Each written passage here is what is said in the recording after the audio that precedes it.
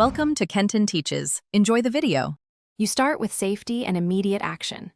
Turn the machine off and unplug it, then raise the presser foot so tension relaxes. This helps the thread withdraw cleanly. Cut the thread close to the spool, remove the spool cap and lift the spool off its pin. Once done, gently tug the thread tail to see if it feeds through the guides.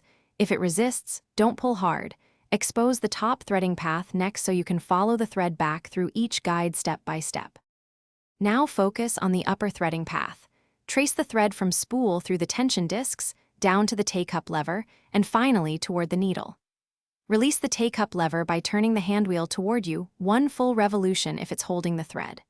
If thread snags near the bobbin or under the throat plate, stop and open the needle plate. Remove lint and caught fibers so the thread can slide free. Make sure to keep gentle tension while guiding the thread past each component to avoid breakage.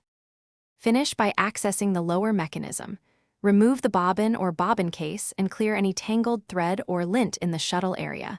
A small brush or tweezers helps. Reassemble parts in their exact positions, then rethread the top and lower threads following the machine's path. This prevents future jams. If the machine still binds, hand turn the wheel slowly to spot any remaining tangle, and recheck that tension discs are closed properly.